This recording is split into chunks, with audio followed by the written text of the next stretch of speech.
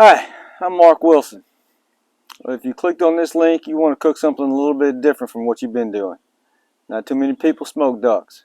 I can tell you this, turns out really well. It's got a nice unique flavor to it. I'm going to teach you 3 different ways to cook the duck today. We can put it in the smoker, or we're going to do a rotisserie, or you can put it in the oven. Also, I'm going to include the size of what we're going to be making with it. We're going to have some Louisiana popcorn rice. And yes, the popcorn, good description because it smells like popcorn. Best tasting rice you'll ever have in your life. Some garlic broccoli, a salad, and we're going to finish it off with a chocolate mousse. So, I hope you stick around and enjoy it. So we pulled our duck out of the fridge, and then we're going to poke holes all over it. Try not to get the meat. This is going to happen. But really we want to just pierce the skin so we can get all those flavors in there. So here we go.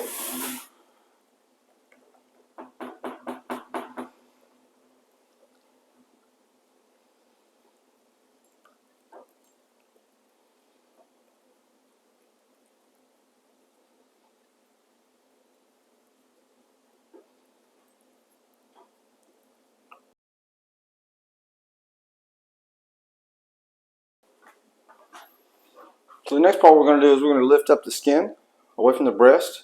And so what we're going to do with that is we're going to use this pocket area. We're going to make a little pocket.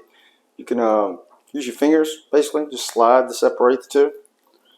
We want to get a deep, deep pocket in there and get some separation. And what that'll allow us to do is really pack some more flavor in there with those tangerine pulps we're going to mash up here in a few moments. So you just stick your fingers in there and just kind of pull up gently.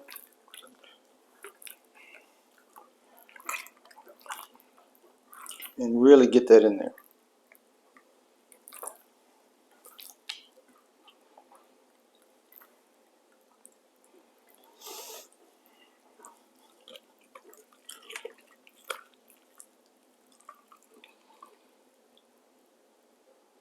Alright, so we basically pulled the skin up from parts of the duck meat so we can basically slide some of these tangerine pulps into it.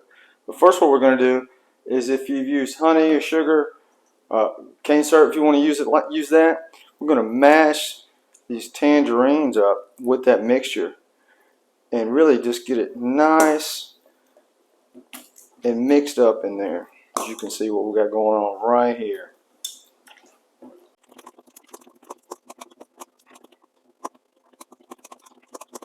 Okay, so what we're going to do at this point is just basically take what's left of the little pulps you got.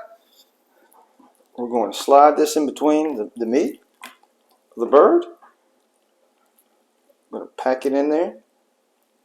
I'm going to pack it in next to the legs, move it around. Each leg. I'm going to pack it in the breast.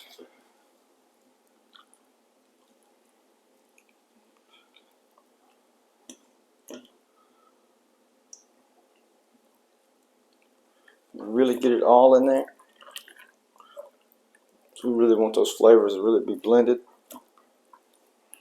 See where I got a little bit too aggressive.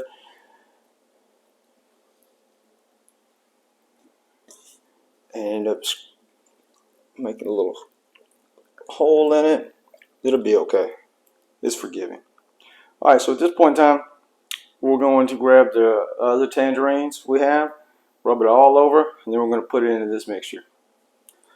So we're going to put the juice all over it. Going to squeeze it tight.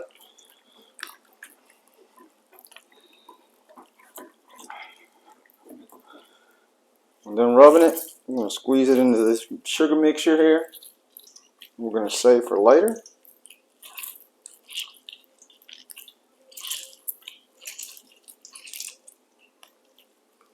Turn these to the bowl. I'm going to flip her over.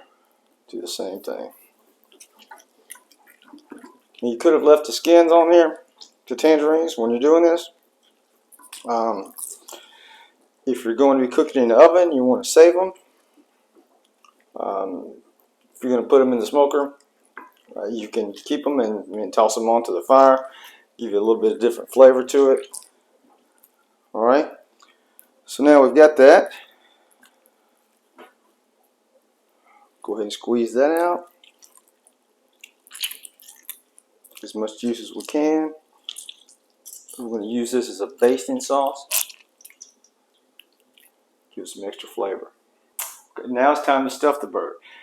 Onion, celery, bay leaves. We're going to take a proportionate mixture of what we have left here of our pulps. Put them in there.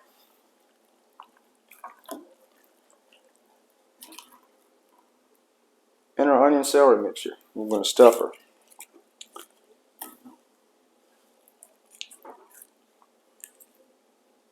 And the bay leaves get a little sticky sometimes.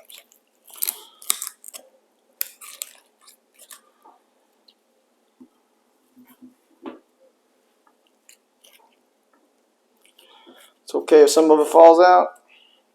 It's not the end of the world. Main thing is, when it's cooking, it's going to provide so much extra flavor to it. You're going to love it. Alright. So now we've got her put together. There's one thing left to do. And we'll get to that in just a moment. So one thing we need to take care of is trussing it. And trussing is basically tying up, makes it a little bit more presentable, keeps it nice and tight, especially for what I'm going to be doing with it. Put it on the rotisserie. It works well in the oven. It definitely works well in the smoker. It just keeps everything tight, makes it a better presentation. You don't have to do it if you're putting it in the oven. You don't have to do it if you put it on the smoker. You really need to do it if you're putting it on a rotisserie. So that's what I'm going to do. And if you ever truss anything, there's like one rule. It's kind of like an old Clint Eastwood movie. You do it any which way but loose. Generally, rule of thumb is you go 3 times the length of the bird. That way you have enough. You can always cut it off later and just go with it that way. A duck is no different than trussing chicken or turkey. Essentially, you just make a loop for the legs around the middle of it. Put that around the legs. Pull it tight.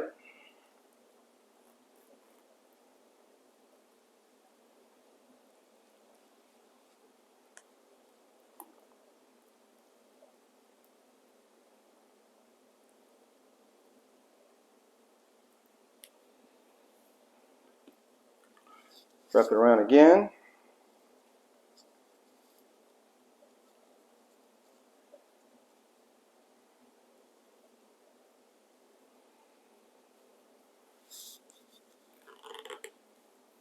Alright, flip her over.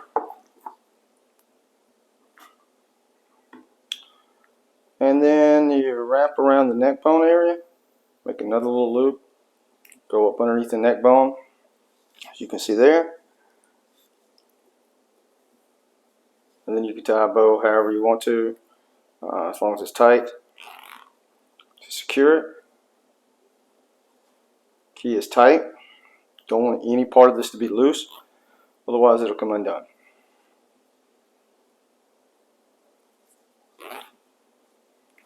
Then you cut off the excess. Well, at this point in time, we want to put some olive oil on it. We want to massage that in, and then we're going to put some salt and pepper on top of it. So let's get to it. Here's our olive oil. Just going to drizzle it on. Massage it in. This is our olive oil tangerine juice mixture we have. Got our salt and pepper mix right here. We're going to go ahead and get that. Sprinkle it all over the duck.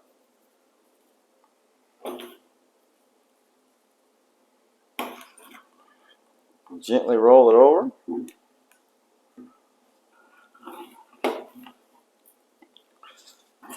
Put the olive oil on it.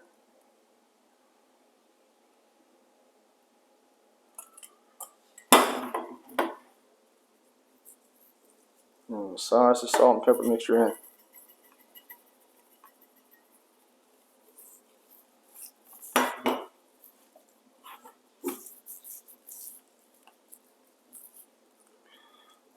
Alright, so she's just about ready to go out there. So one of the last things to do is, if you have any remaining olive oil, dump it into this sugar or tangerine juice mixture and then add about 3 tablespoons of soy sauce. We're going to use that for the mop, and just mix it up until you're thoroughly got it blended. And then periodically throughout the cook, you're on the smoker, and this is just for the smoker of the rotisserie. After it's been going for like 45 minutes on rotisserie, you start basting it. In the smoker, I'd wait at least 2 hours. And now we're ready to go. If you're cooking on a vertical smoker or an offset smoker, one key thing to keep in mind is that when it comes to duck breast, you want the fat side down. And the reason you want it down is because you want the fat off the back of that duck to drip down into the cavity and really just coat the breast of the duck.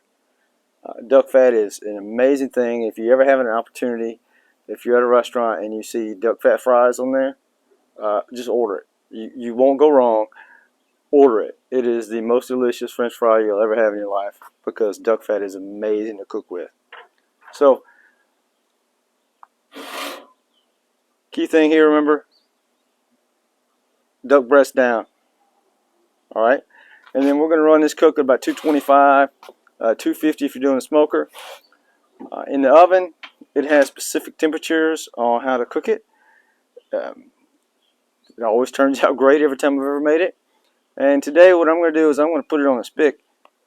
I'm going to put it over here on and do a rotisserie.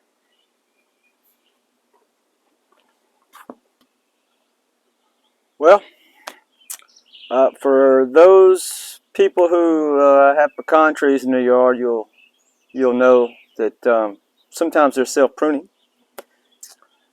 So a lot of pecan. What you see in Miranda Lambert's wagon there is oak. Tangerine ducks, sweet enough as it is, along with the honey mixture and the base we're going to put on it. I don't need to sweeten it up with any pecan. But hey, this has got to go somewhere. So now I'm going to light this thing up and we'll get this fire going.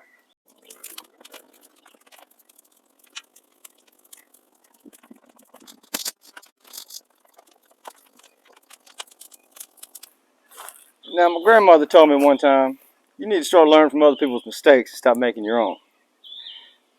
And at the time I was like, I'll figure things out for myself. Well, let me help you out with something on this cook here. If you're doing rotisserie like this, or whether you're just carrying wood around to put in your smoker, don't wear flip-flops.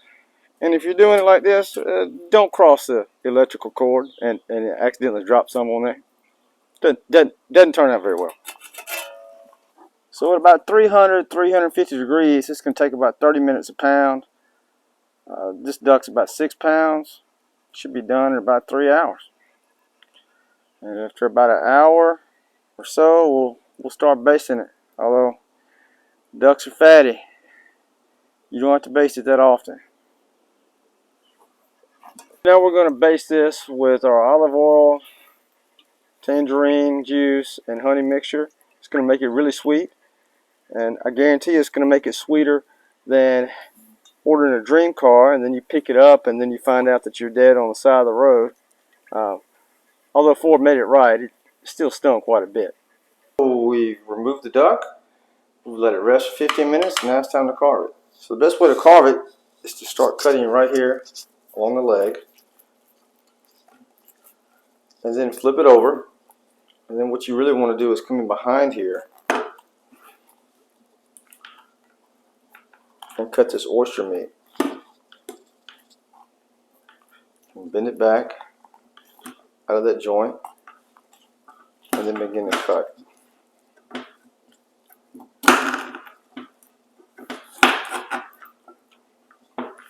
And then the same thing on this side. Cut deep. Snap it back. Bring it around. And then cut through.